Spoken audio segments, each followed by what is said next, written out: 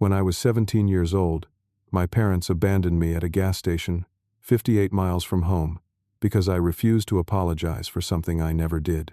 They drove away, while I stood there holding my backpack, watching their taillights disappear into the darkness. That night I slept behind a dumpster, using my jacket as a blanket, listening to trucks rumble past on the highway. I made a promise to myself that cold October evening that I would never speak to them again. Until last week, when everything changed. My name is Lindsay, and growing up in rural Nebraska was supposed to teach you about family loyalty and hard work. My parents, Robert and Patricia, ran a struggling farm equipment business that barely kept us afloat.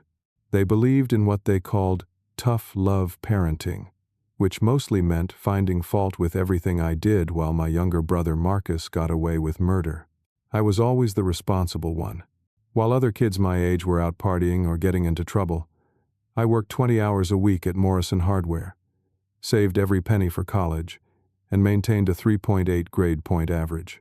Marcus, on the other hand, was 14 and already showing signs of the golden child syndrome, athletic, charming, and somehow immune to consequences, no matter what he did wrong. The hardware store was my sanctuary. Jake Morrison, the 60-something owner, treated me with more respect and kindness than I ever got at home. He taught me about business, about treating people fairly, and about the value of honest work. Jake saw potential in me that my own parents seemed blind to.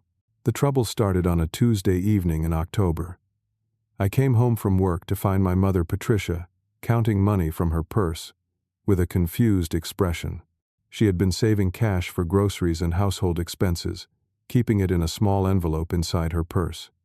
About $40 was missing. Without hesitation, she looked straight at me. "Lindsay, did you take money from my purse?" I was genuinely shocked. "What? No, I would never do that. Why would you even think that?"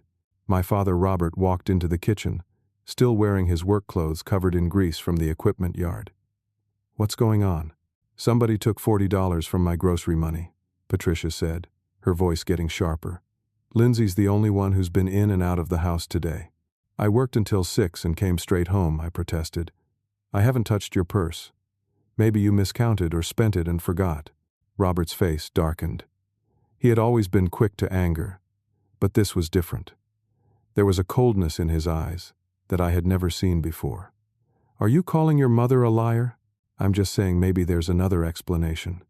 "What about Marcus?" As if summoned by his name, Marcus appeared in the doorway. At 14, he already had that cocky swagger that came so naturally to him. "What about me? Did you take money from Mom's purse?" I asked directly. Marcus looked genuinely offended. "Are you serious right now? I don't steal from my own family." The way he said it, with such convincing indignation, made me doubt myself for a split second. But I knew I hadn't taken the money, which meant either Patricia had made a mistake or Marcus was lying. "See?" Robert said. "Marcus doesn't lie to us. You, on the other hand, have been acting differently lately, more secretive, more defiant." I was stunned. Secretive? Defiant? I worked, went to school, came home, and did my homework. What could possibly be secretive about that routine?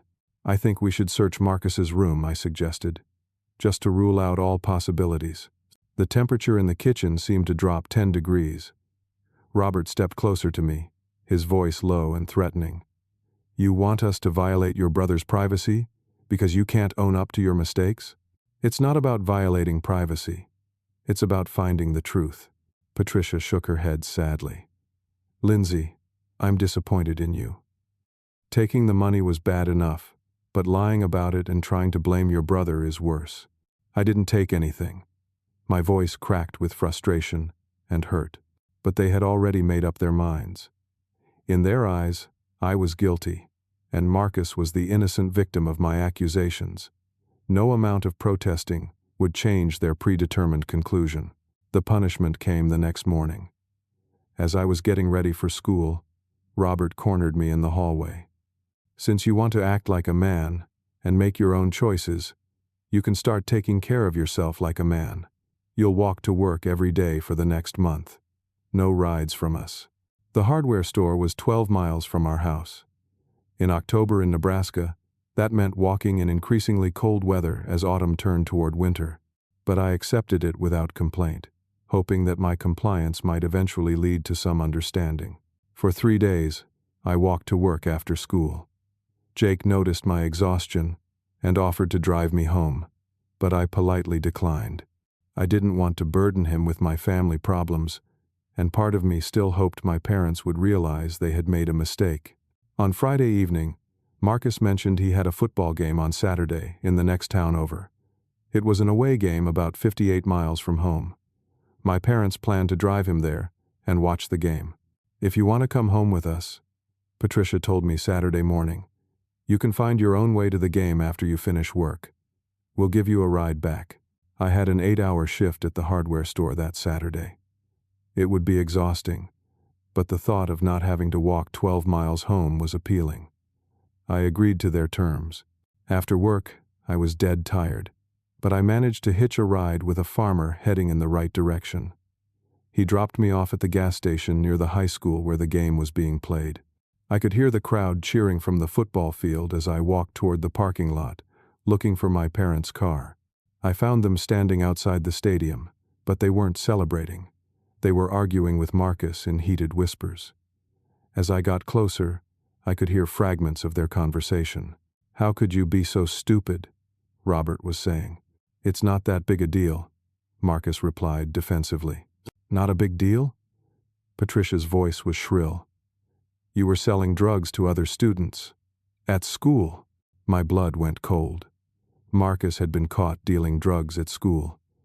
The missing money from Patricia's purse suddenly made perfect sense. He had been stealing from her to buy drugs to sell. I approached slowly, unsure whether to announce my presence or wait for them to notice me. When they saw me walking up, the arguing stopped abruptly. But instead of relief or apologies, I saw something that chilled me to the bone. Anger, directed at me. "This is your fault," Patricia said, pointing a finger at my chest. I blinked, certain I had misheard. "I'm sorry, what?" "Your criminal behavior," Robert said, his voice dripping with disgust. "You've been setting a bad example for your brother. Stealing money, lying to us, acting like the rules don't apply to you. Marcus learned this from watching you." I stared at them in disbelief. "Are you serious right now? Marcus got caught selling drugs, and somehow that's my fault?" "You corrupted him," Patricia said. "You stole from me, and then you influenced him to think stealing was acceptable." "I never stole anything from you. I told you to search his room, but you wouldn't listen." Marcus stood there silently, letting his parents blame me for his choices. The brother I had protected and covered for countless times over the years was willing to watch me take the fall for his drug dealing. "We're done with your lies and your attitude," Robert said. "Maybe spending some time figuring things out on your own will teach you about real consequences." They turned and walked toward their car. I followed, assuming this was just another one of their dramatic lectures that would end with us all driving home in tense silence. But when they reached the car, they got in and locked the doors. "Wait," I called out, suddenly understanding what was happening. "You're not seriously leaving me here." Robert rolled down his window slightly. "You want to act like a man? Figure out your own way home. Maybe that'll teach you some responsibility." I stood there in shock as they drove out of the parking lot, leaving me at a gas station 58 miles from home with $23 in my wallet and no way to get back. The October wind cut through my jacket as I watched their taillights disappear into the darkness. That's when I realized that everything I thought I knew about my family was a lie. The first hour after they left me was the hardest. I sat on the curb outside the gas station, watching cars drive past, trying to process what had just happened. My own parents had abandoned me because I refused to take blame for something my brother had done. As the temperature dropped and the wind picked up, I realized I had two choices. I could use my $23 to buy a bus ticket home and face more abuse while Marcus continued dealing drugs without consequences, or I could figure out how to survive on my own. The gas station had a small convenience store that stayed open until midnight. I bought a candy bar and a bottle of water. then walked around to the back of the building where there were dumpsters and a small sheltered area behind a brick wall that blocked some of the wind. I had never been truly alone before. Even during the worst fights with my parents, I always had a roof over my head and food in the refrigerator. Now, I was facing a night in near-freezing temperatures with nothing but the clothes on my back. I found some cardboard boxes behind the dumpster and broke them down to create a layer between myself and the concrete. My jacket wasn't designed for sleeping outdoors, but I wrapped it around myself as best I could and tried to get some rest. The sounds of the highway kept me awake most of the night. Trucks rumbled past every few minutes, their headlights occasionally sweeping across the area behind the gas station.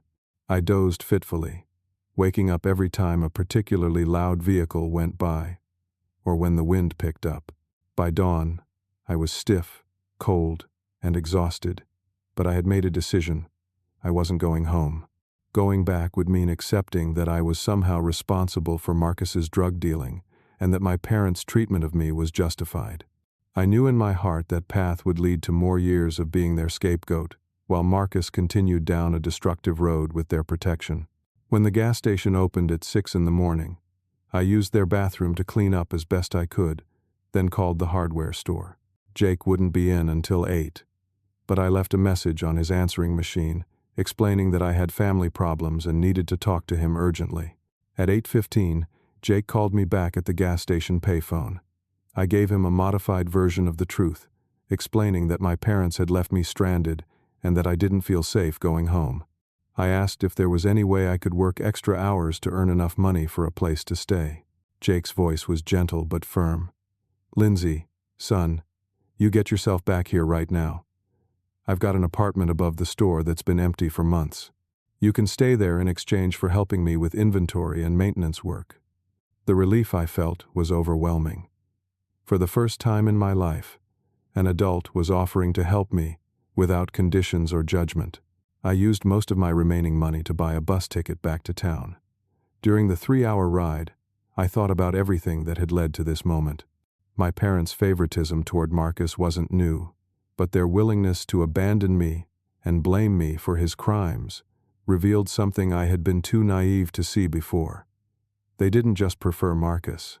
They actively resented me. When I arrived at the hardware store, Jake was waiting with a set of keys and a bag of groceries. The apartment above the store was small but clean, with a bed, a kitchenette, and a bathroom. It was the first space I had ever had that was truly my own. Over the following weeks, I threw myself into work and school with a determination I had never felt before. I completed my high school coursework through correspondence classes while working 40 hours a week at the store. Jake became more than an employer. He became the father figure I had never had. Jake taught me about running a business, about treating customers with respect, and about the importance of keeping your word. He never asked for details about my family situation, but he made it clear that I had a place with him for as long as I needed it. My parents called the store exactly twice. The first call came 2 weeks after they abandoned me. Patricia demanded that Jake tell her where I was and insisted that I come home immediately. Jake's response was calm but firm. "Ma'am, Lindsay is 18 years old and can make his own decisions about where he lives. If he wants to speak with you, that's his choice. I won't be giving you his location or forcing him to do anything." The second call came 3 months later. This time it was Robert calling to ask for money. Marcus had been arrested for drug dealing and needed bail money and legal fees. Since I was part of the family, they expected me to contribute to his defense. I listened to Jake's side of the conversation with a mixture of sadness and anger. Even after abandoning me, they still expected me to bail Marcus out of the consequences of his actions. "I'm sorry to hear about your troubles," Jake told Robert, "but Lindsay doesn't owe your family anything. You might want to think about how you treated that boy before you ask him for favors." As the months passed, I learned more about Marcus's situation through town gossip. He had been expelled from school, arrested twice more for drug possession, and my parents were borrowing money against their property to pay for lawyers and rehabilitation programs that he never completed. I felt a complex mix of emotions about Marcus's downward spiral. Part of me was angry that he was still getting their support and protection despite his destructive choices. Another part of me felt genuinely sad that my brother was throwing his life away with drugs and crime. 8 months after the gas station incident, I was working late at the store when someone knocked on the front door. Through the glass, I could see a woman I recognized but hadn't spoken to in years. It was my Aunt Carol, my father's sister, who lived about 2 hours away. I unlocked the door and let her in, curious about what could have brought her to town so late in the evening. "Lindsay," she said, her face serious and worried. "We need to talk. I just found out something that's going to upset you, but you need to know the truth about what your parents have been telling people." My stomach dropped. "What do you mean?" Carol pulled out a folder filled with papers and photographs. "I've been sending money to help with Marcus's legal troubles because your parents told me you were the one dealing drugs. They said you ran away when things got tough and left them to clean up your mess." I stared at her in shock. "They told you I was the drug dealer?" "Not just me," Carol said, opening the folder. "They've been telling everyone in town, all our relatives, and people at their church, that you were the problem child. They've been collecting sympathy money from people who think you ruined the family and left them with debt from your criminal activities." She showed me printed emails between my mother and various relatives. In message after message, Patricia painted me as a troubled, violent drug dealer who had corrupted Marcus and then abandoned the family when his crimes were exposed. The emails described elaborate lies about my supposed drug dealing, stealing, and aggressive behavior toward family members. Reading those emails felt like being punched in the stomach repeatedly. Not only had my parents abandoned me and blamed me for Marcus's crimes, but they had also spent months systematically destroying my reputation with lies while collecting money from people who believed their false stories. The worst part was realizing how many people now believed I was a dangerous criminal who had destroyed my own family.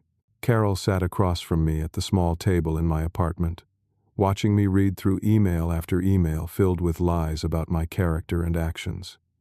Each message was more devastating than the last. "Your mother told Aunt Susan that you threatened to hurt Marcus if he didn't help you sell drugs at school," Carol said quietly.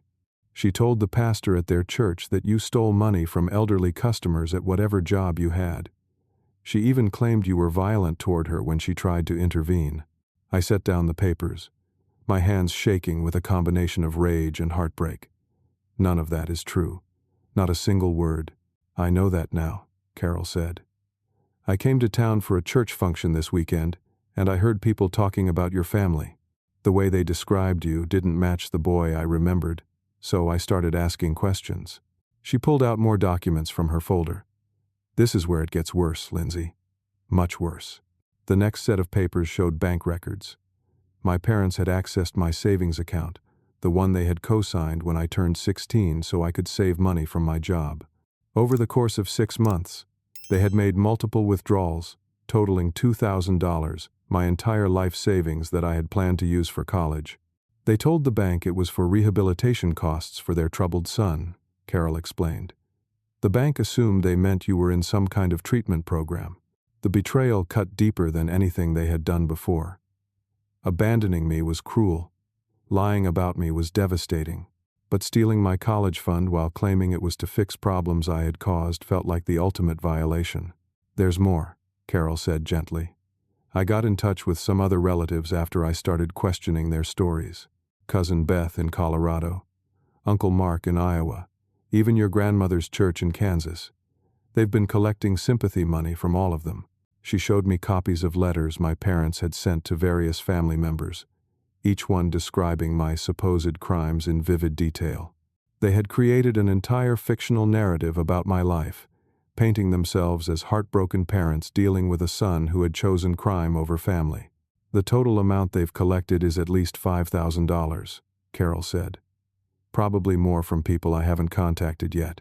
I sat back in my chair, trying to process the scope of their deception. They hadn't just abandoned me or blamed me for Marcus's crimes. They had turned my abandonment into a profitable sympathy scam, collecting money from relatives and community members while painting me as the villain who had destroyed the family. "Why are you telling me this?" I asked. Carol reached across the table and squeezed my hand. Because you deserve to know the truth, and because I think you should do something about it. Over the next few days, I couldn't stop thinking about Carol's revelation. With Jake's encouragement, I decided that instead of wallowing in anger, I would focus on building a life that would eventually expose their lies through my success. I applied for scholarships to Nebraska State University, using my high school correspondence grades and a glowing recommendation from Jake. My work ethic and determination impressed the scholarship committees, especially when they learned I had been supporting myself and completing school while working full-time. Meanwhile, Carol kept me updated on Marcus's continued downward spiral. Now 18, he had been in and out of juvenile detention and was facing adult charges for his latest arrest. My parents had taken out a second mortgage on their property to pay for lawyers and bail money. The irony wasn't lost on me. While they collected money by claiming I was the criminal who had ruined the family, they were actually going into debt trying to save the son who was genuinely destroying himself with drugs and crime. 3 months after Carol's visit, I received the news that changed my trajectory completely. I had been accepted to Nebraska State University with a full academic scholarship that would cover tuition, housing, and books. The scholarship committee was so impressed with my story of overcoming adversity that they also offered me a work-study position that would provide spending money. I was celebrating this news with Jake when Carol called with information that left me speechless. "Lindsay, I need to tell you something important," she said over the phone. "Marcus was arrested again last week for breaking into cars. When the police questioned him, he confessed something that changes everything." I gripped the phone tighter. "What did he confess?" "He told the police that you never used or sold drugs. He admitted that your parents knew the truth all along but needed a scapegoat because they had been covering for him for years. Apparently, they even helped him sell drugs initially to pay for farm equipment repairs." The room seemed to spin around me. They helped him deal drugs? According to Marcus's statement, they knew about his drug use and dealing from the beginning. Instead of stopping him, they decided it was easier to blame you and let you take the consequences. They figured if anyone found out about the drugs, they could say it was all your influence. Carol's voice was shaky as she continued. "Marcus said they had been planning to blame you for his crimes, even before that night they left you at the gas station. When he got caught at the football game, they saw it as the perfect opportunity to make you disappear so they could control the narrative." I sat down heavily, trying to absorb this information. My abandonment hadn't been a spontaneous act of anger. It had been a calculated decision to remove me so they could use me as a scapegoat for Marcus's crimes while collecting sympathy money from people who believed their lies. "There's one more thing," Carol said. "I have a copy of Marcus's confession statement. He gave it to the police voluntarily because he says he's tired of living with the guilt of what they did to you." The next day, Carol drove to town and gave me a copy of Marcus's written confession. Reading his words was surreal. For the first time in his life, my brother had told the truth about our family dynamics and his own choices. In the statement, Marcus admitted that he had been stealing money from our mother's purse for months to buy marijuana, that our parents knew about his drug use and dealing, and that they had decided to blame me for his problems long before that October night. He also confessed that our parents had coached him on what to say to protect their story, and that he had gone along with their lies because he was afraid of facing real consequences for his actions. Reading Marcus's confession, I felt a complicated mix of emotions. I was grateful that the truth was finally documented, but I also felt sad for the brother who had been so manipulated by our parents that he had lost his sense of right and wrong. The confession gave me legal ammunition, but more importantly, it gave me closure about the past. I finally had proof that my instincts about that night had been correct. My parents had abandoned me not in a moment of anger, but as part of a deliberate plan to use me as their scapegoat. College became my sanctuary and my mission. At Nebraska State University, I threw myself into civil engineering with the same determination that had gotten me through those first months on my own. My professors quickly recognized my work ethic and natural aptitude for problem solving. Unlike many of my classmates, I never took my education for granted. While they complained about difficult assignments or early morning classes, I remembered sleeping behind that dumpster and felt grateful for every opportunity to learn and grow. I maintained a perfect 4.0 grade average while working 20 hours a week in the campus dining hall. My scholarship covered the essentials, but I wanted to graduate debt-free and with money saved for starting my career. During my junior year, I met Sarah, an elementary school teacher who was taking graduate courses in education. She was kind, intelligent, and had the rare quality of listening without judgment when I eventually told her about my complicated family history. Sarah understood that my drive to succeed wasn't about money or status. It was about proving to myself, and anyone who might have believed my parents' lies, that I was capable of building a life based on integrity and hard work.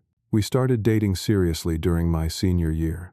Sarah's family welcomed me warmly, never making me feel self-conscious about my own family's absence from my life. For the first time, I experienced what healthy family relationships looked like. I graduated summa cum laude with a degree in civil engineering and multiple job offers from firms across the Midwest. I chose a position with Morrison Engineering in Denver, a company that specialized in rural infrastructure projects. The work felt meaningful, and the starting salary was more money than I had ever imagined making. Jake Morrison had passed away during my sophomore year, leaving me the hardware store and his life savings of $40,000 in his will. His letter said that I was the son he never had, and that he was proud of the man I had become. Jake's legacy allowed me to buy a reliable truck and put a down payment on a small house in Denver. For someone who had once slept behind a dumpster, owning a home felt like an impossible dream come true. At Morrison Engineering, I quickly established myself as someone who could be trusted with complex projects and difficult clients. My background growing up in rural Nebraska helped me connect with farmers and small-town officials who were often skeptical of big-city engineers. By my 5th year with the company, I had been promoted to senior engineer and was earning a 6-figure salary. I was known for completing projects on time and under budget, and for treating everyone I worked with respect, regardless of their position or education level. Sarah and I had been together for 3 years, and I was planning to propose. We had built a life together based on honesty, mutual respect, and shared values. She knew about my past, but never made me feel like I needed to prove myself worthy of love. During this period of professional success and personal happiness, I started to feel curious about my family's current situation. Carol had kept me updated sporadically, but I decided to hire a private investigator to get a complete picture of what had happened to my parents and Marcus in the years since I had left. The investigator's report was both shocking and predictable. My parents had lost their farm equipment business due to debt and poor management.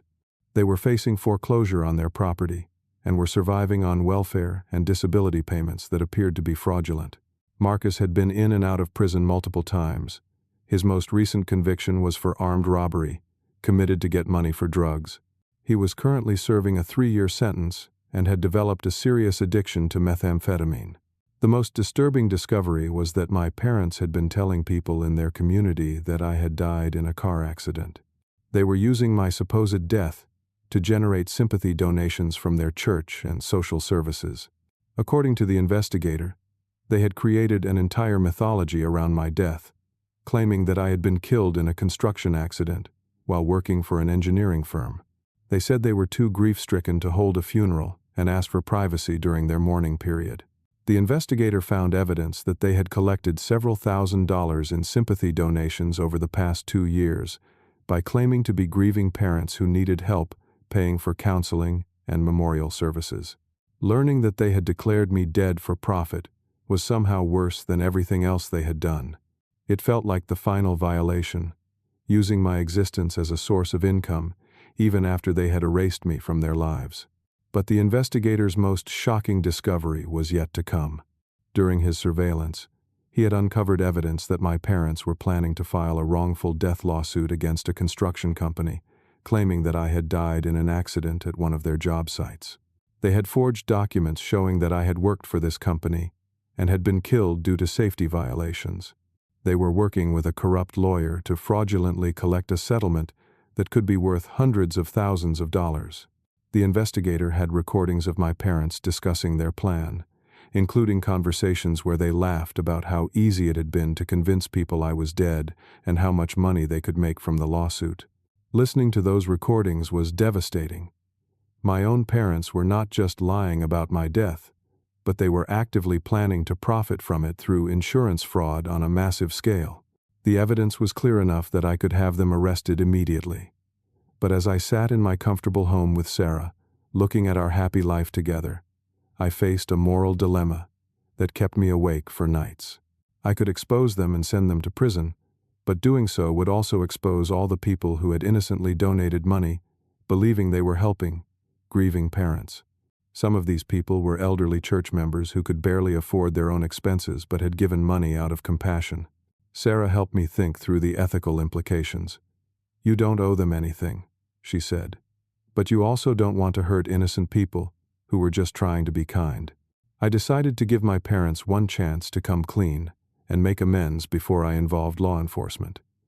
It seemed like the right thing to do, even though they had never shown me the same consideration. But before I could figure out how to approach them, something happened that changed everything. On a Tuesday morning in October, exactly 8 years after they had abandoned me at that gas station, I received a piece of mail that made my hands shake. It was a wedding invitation, addressed to me at my Denver home address. Marcus was apparently getting married to someone named Jennifer while on supervised release before starting his prison sentence. Inside the invitation was a handwritten note that I read 3 times before I could believe what I was seeing. "Lindsay, we know we made mistakes. Marcus told us the truth about everything years ago. We've been too ashamed to reach out. We don't deserve forgiveness, but we hope you'll come home for your brother's wedding.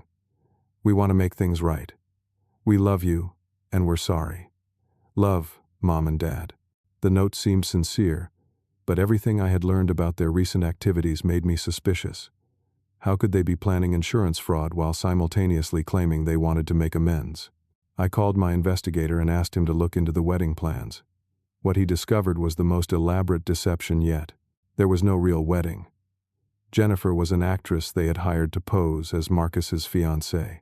They were using the fake wedding as another sympathy scam, collecting donations from church members and community volunteers who thought they were helping a struggling family celebrate their son's rehabilitation. But the wedding was also part of their larger fraud scheme. They planned to use my appearance at the wedding as proof that I was alive, which would somehow help them claim that previous reports of my death had been misunderstandings caused by their grief and confusion. It was a complex scam designed to let them keep the sympathy money they had already collected while setting up their fraudulent lawsuit with false evidence of my employment and death. The invitation wasn't an olive branch. It was bait to lure me into becoming an unwitting participant in their fraud scheme. The discovery that the wedding invitation was part of an elaborate fraud scheme left me with a choice that would define not just my relationship with my parents, but also the kind of man I wanted to be. I could ignore the invitation and let them continue their scams until they were eventually caught by authorities. I could expose them immediately and let law enforcement handle everything. Or I could attend the wedding and confront them publicly, giving their victims a chance to see the truth for themselves. After long discussions with Sarah and consultations with both my private investigator and a lawyer, I decided on the third option. I would attend the fake wedding, but not as the victim they expected me to be. Working with my legal team, I coordinated with local police and the FBI fraud division to ensure that law enforcement would be present at the wedding venue. The plan was to let my parents and Marcus reveal the scope of their deception before arresting them publicly. I also reached out to Carol and several other relatives who had been sending money based on my parents' lies. I invited them to attend the wedding, telling them I had important information to share about the family situation. Additionally, I contacted community members who had donated money believing they were helping a grieving family or supporting Marcus's rehabilitation. Many of them deserved to know how their kindness had been exploited. The week before the wedding, my investigator provided final updates on my parents' activities. They had accelerated their fundraising efforts, telling people that Marcus's wedding would be a small, humble ceremony because they couldn't afford anything elaborate due to their grief over losing me and the costs of Marcus's legal troubles. They had also finalized their fraudulent insurance lawsuit, scheduling depositions for the week after the wedding.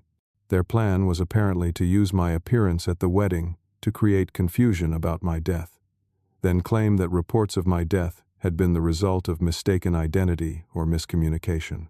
It was a sophisticated scam that showed they had been planning and coordinating their deceptions for years. On the morning of the wedding, I put on my best suit and drove my truck back to Nebraska for the first time in 8 years. Sarah wanted to come with me for support, but I felt like this was something I needed to face alone. The wedding was scheduled to take place at the small church where my family had attended services when I was younger. As I drove through my hometown, I was struck by how little had changed, but also how different everything looked from my new perspective. I arrived at the church 30 minutes before the ceremony was supposed to begin. Several cars were already in the parking lot, including vehicles I recognized as belonging to relatives and family friends. When I walked through the front doors of the church, the reaction was immediate and dramatic. Gasps, crying, and confused whispers filled the sanctuary as people who had believed I was dead stared at me in shock. My parents were standing near the altar with Marcus and his supposed bride Jennifer. When they saw me walking down the aisle, their faces went through a rapid succession of emotions: surprise, panic, and then what looked like calculation as they tried to figure out how to use my appearance to their advantage. "Lindsay!" Patricia called out, rushing toward me with her arms extended as if for a hug. "Thank God you're alive! We heard you were in an accident, and we thought we had lost you forever." Her performance was convincing enough that several people in the congregation seemed to believe her relief was genuine. But I had heard the recordings of her laughing about my supposed death, and I knew exactly how manipulative she could be. "Hello, Patricia," I said calmly, stepping back to avoid her embrace. "Hello, Robert." Marcus. The formal tone of my greeting created an uncomfortable silence in the church. People who had expected a tearful family reunion were clearly sensing that something was wrong. Marcus looked terrible. 8 years of drug use and time in prison had aged him far beyond his 25 years. But there was something different in his eyes when he looked at me.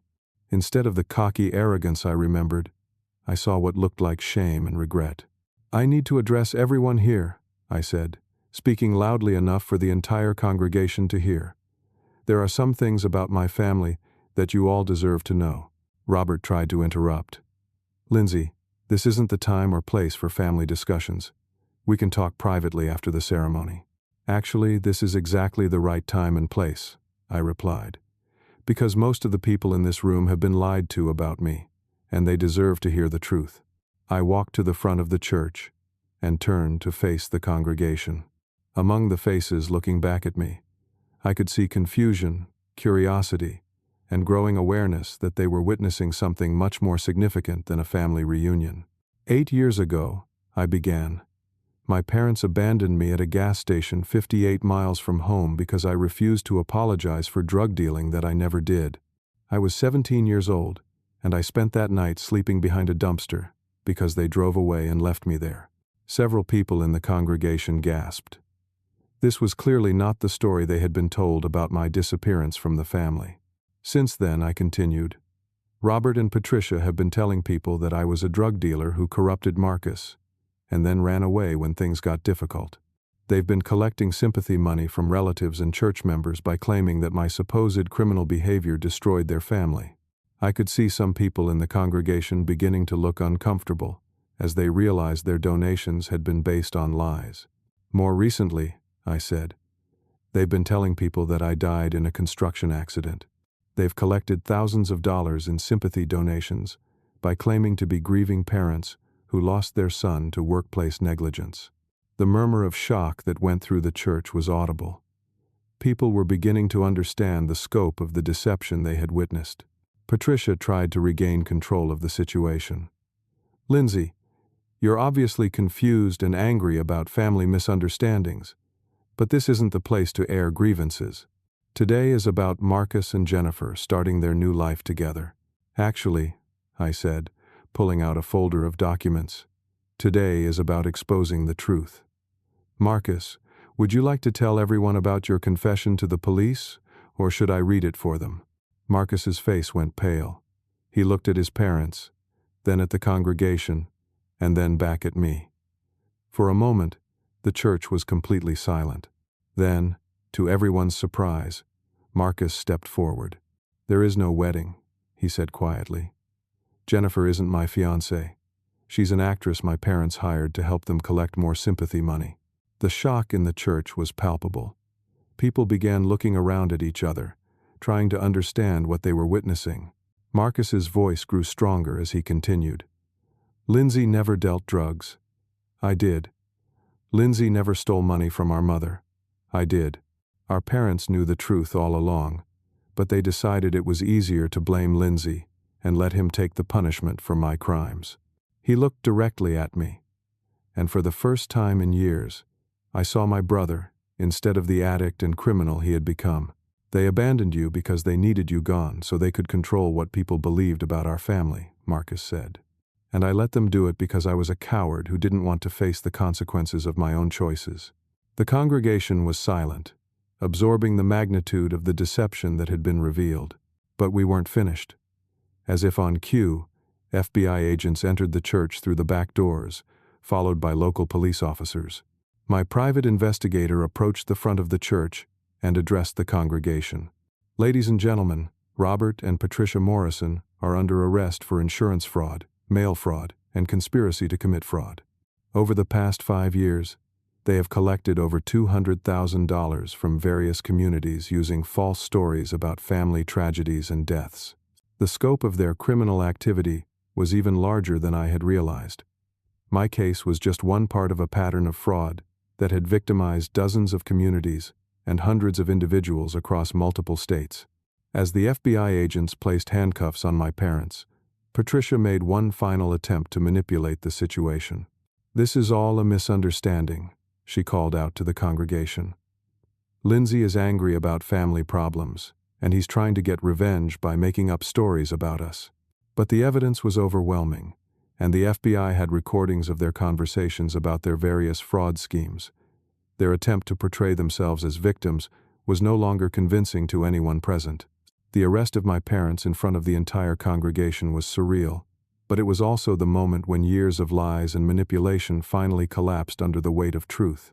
As FBI agents led Robert and Patricia away in handcuffs, the church erupted in conversations as people tried to process what they had witnessed. Many of the congregation members approached me with apologies and expressions of support. Church leaders admitted they should have investigated the family's claims more thoroughly before organizing donation drives. Several relatives who had sent money based on my parents' lies thanked me for exposing the fraud before they lost even more. But the most important moment came when Marcus approached me as the church was emptying out. "Lindsay," he said, his voice shaky with emotion, "I know I don't deserve forgiveness for what I did to you or for staying silent all these years while they destroyed your reputation."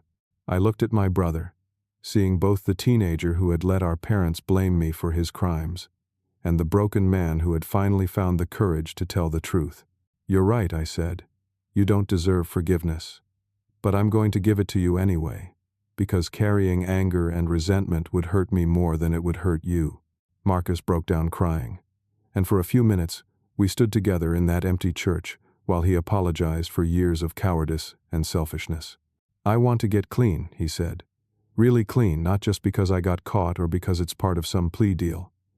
I want to become the kind of person who deserves to be your brother."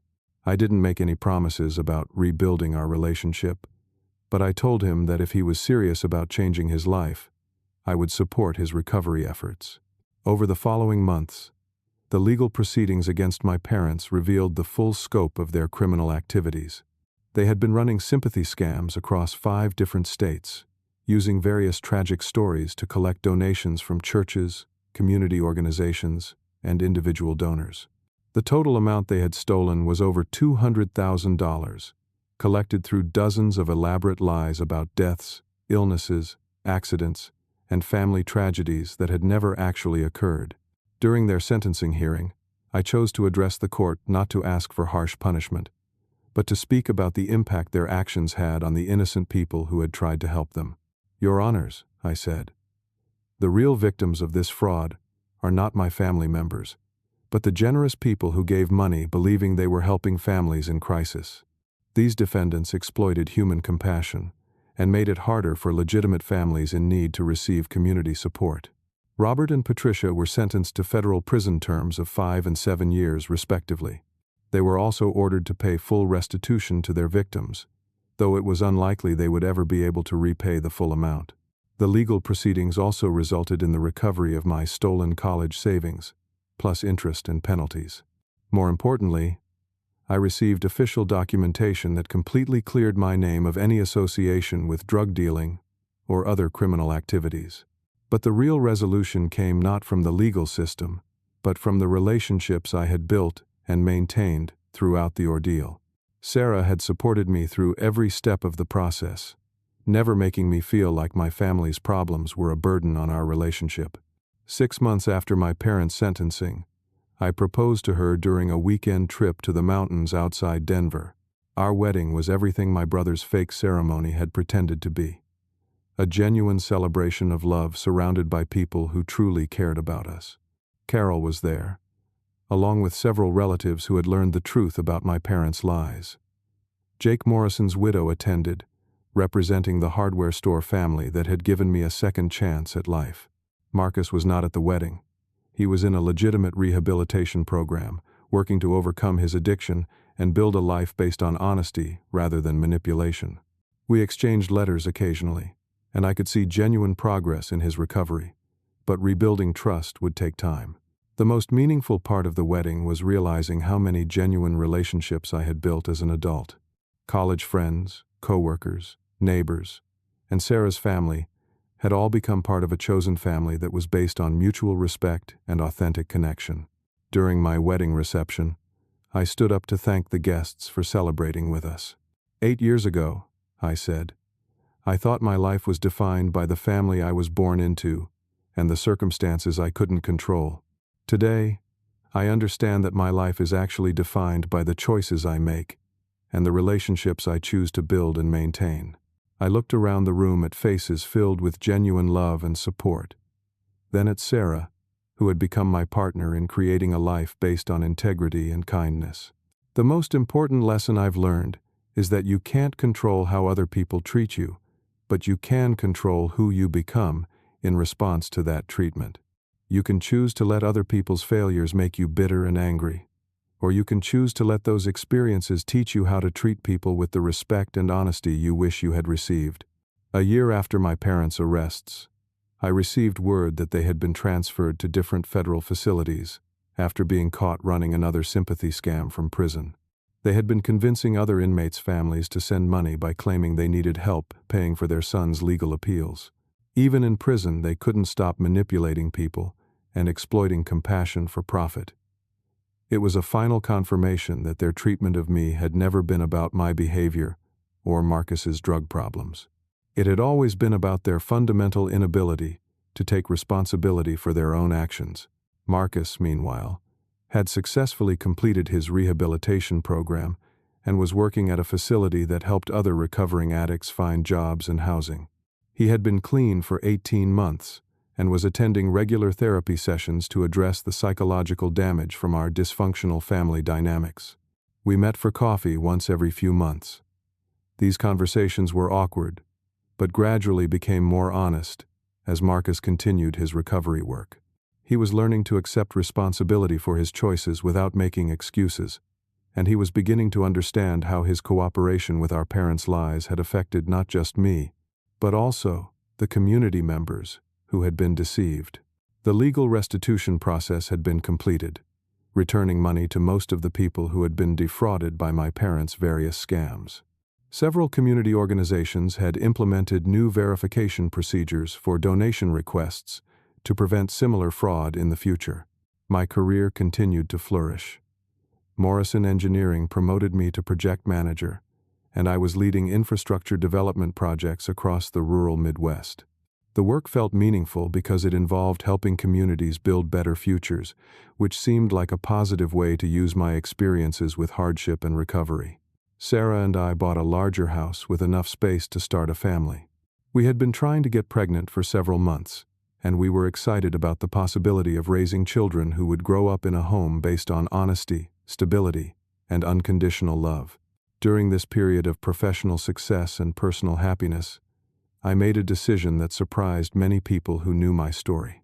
I used part of Jake Morrison's inheritance and some of my own savings to establish a scholarship fund for young people who had aged out of foster care or been abandoned by their families. The Morrison Center for Second Chances provided not just financial assistance for education, but also mentoring and support services for young adults who were trying to build independent lives without family support. Working with these scholarship recipients reminded me how fortunate I had been to have Jake's guidance and support during my most vulnerable years. Many of the young people we helped had faced much worse circumstances than mine, and their resilience and determination inspired me to continue expanding the program. 2 years after my parents' sentencing, Sarah and I received wonderful news. She was pregnant with our first child. As we prepared for parenthood, I spent a lot of time thinking about the kind of father I wanted to be. I knew I would never abandon my children, blame them for problems they didn't cause, or use them as scapegoats for my own failures. But I also knew that good parenting required more than just avoiding the mistakes my parents had made. I wanted to raise children who understood the value of honesty, hard work, and treating other people with dignity. I wanted them to know that they were loved unconditionally, but also that love didn't mean protecting them from the natural consequences of their choices. Most importantly, I wanted them to understand that they had the power to choose who they became, regardless of the circumstances they might face. When our son was born, we named him Jacob Morrison, honoring the man who had given me a second chance when I needed it most. Holding my son for the first time, I realized that the cycle of dysfunction that had characterized my family for generations was finally broken. 3 years after Jacob's birth, Sarah and I welcomed our daughter Emma. Our family was complete, and our children were growing up in an environment of stability, honesty, and genuine affection. During this time, I had only minimal contact with my extended family. Carol continued to send updates about my parents' situation, and she visited occasionally to meet her grandnephew and grandniece. Most other relatives had been too embarrassed by the fraud scandal to maintain regular contact. Marcus had married a woman he met in recovery, and they were raising her daughter from a previous relationship. He had earned his GED while in rehabilitation and was working toward a degree in addiction counseling. Our relationship remained distant but respectful, based on his continued sobriety and his genuine efforts to make amends for his past actions. One afternoon, while I was working in my home office, I received a phone call that I had been expecting for several years. My mother, Patricia, had died of a heart attack in federal prison. She was 59 years old. The news didn't bring me sadness or satisfaction, just a sense of finality. Carol asked if I wanted to attend the funeral, but I declined. Patricia had spent her last years continuing to run scams and manipulate people even from prison. There was nothing about her death that warranted my presence at her funeral. Robert was released from prison 8 months after Patricia's death. He had served 4 years of his 7-year sentence and was being released early due to good behavior and overcrowding in the federal system.